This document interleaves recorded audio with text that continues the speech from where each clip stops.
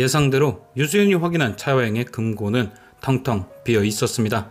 그도 그럴 것이 나쁜 쪽으로 머리 잘 돌아가는 차와영이 누군가 금고를 건드렸을지 모른다는 찝찝함을 느끼고도 넘어갔을 리 없죠. 특히나 이중장부의 경우 가지고 있는 사람이 한정적이라 유수연의 손에 그것이 있는 걸 안 이상 손 놓고 있긴 힘들었을 겁니다. 때문에 차와영의 지문까지 훔쳐가며 준비한 이번 작전은 꽝. 앞으로는 오늘 엔딩에서도 보셨다시피 홍진우 쪽을 노려 정보를 빼올 것 같은 유수연이죠. 하지만 홍진우를 꼬시는 게 말처럼 쉬운 건 아닙니다. 바로 떡하니 서유라가 버티고 있기 때문이죠. 오늘 서유라는 노영지가 보낸 수연과 진우의 사진을 보고 수연의 따귀를 때렸습니다. 지가 한 짓은 생각도 못하는 내로남불의 정석이었죠. 그런데 여기서 수연은 한 가지를 알아차렸을 것 같은데요. 바로 서유라를 돕고 있는 것이 노영지라는 사실. 서유라가 내민 사진은 어제 홍진우가 자신을 데려다 줄 때 찍힌 사진입니다. 그리고 그곳은 사람 하나 없는 골목길. 딱 그 사진을 그 찰나에 찍을 수 있는 사람은 때마침 골목에서 모습을 드러낸 노영지일 수밖에 없습니다. 당연히 유수연은 그것을 눈치채고 노영지와 서유라의 관계를 의심하겠죠. 그리고 노영지가 유수연에게 서유라와의 관계를 이실직고 한다면 유수연은 노영지를 이용해 서유라를 역공격할 수 있습니다. 그리고 오늘 드디어 편지로만 서유라를 압박하던 사람의 정보가 일부 공개되었는데요.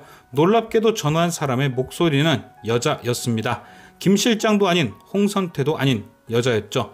저는 이 여자가 예전 유수연을 함정에 빠뜨렸던 김나희 대리 같습니다. 그러니까 김나희 대리가 김 실장의 명령으로 서유라에게 편지도 보내고 전화도 한 거죠. 나선수에 대한 협박을 서유라에게 하려면 일단 나선수가 누군지 아는 사람만 가능합니다. 그리고 보내온 사진으로 봤을 때 나선수와 연관이 있어야 가능하죠. 물론 나선수와 서유라의 관계를 아는 누군가가 또 등장할 수 있지만 저는 여전히 홍선태와 김 실장이 가장 의심스럽습니다. 차와영이나 김 실장이 아니면 모를 정보를 홍선태가 알고 있다는 건 정보를 주는 사람이 김 실장일 수밖에 없다는 단서입니다. 차와영이 홍선태에게 정보를 주진 않았을 테니까요.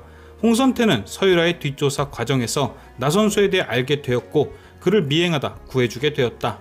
당연히 서유라와의 사연, 정보는 이미 다 알고 있겠죠. 사진이나 편지 모든 게 설명됩니다. 하지만 그걸 김 실장이 직접 사용하기에는 위험하니 중간에 심부름을 할 심부름꾼으로 김나희를 선택한 겁니다.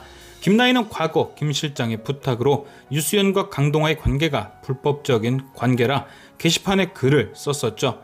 당시 김나희는 자신의 잘못이 들통날까 부하 직원에게 잘못을 덮어 씌웠습니다. 하지만 그 일을 시켰던 사람 김 실장은 김나희의 정체를 다 알고 있죠. 그걸 무기로 김나희를 심부름꾼으로 만든 게 아닌가 싶은데요. 오늘도 김 실장이 김나희를 찾자마자 서유라에게 전화가 갔었죠. 김나희는 어쩔 수 없이 김 실장에게 잡힌 약점 때문에 그의 말을 듣고 있는 겁니다. 그런데 이렇게 생각하시는 분도 계실 겁니다. 김 실장은 차와영 명령으로 유대성을 죽이려고도 했는데 어떻게 홍선태와 한편이냐. 그런데 잘 생각해 보시면 유대성을 마무리 지은 건 김 실장이 아닙니다. 바로 나선수였죠. 그런데 차와영이 유대성에 대해 김 실장에게 물었을 때 그는 자신이 유대성을 마무리 지었다 말했죠. 저는 이것이 김 실장이 차와영을 속이고 있는 증거라고 생각합니다. 과연 여러분은 서유라에게 전화를 한 사람이 누구라고 생각하십니까? 지금까지 시청해주신 여러분께 감사드리며 저는 또 다른 리뷰로 돌아오겠습니다.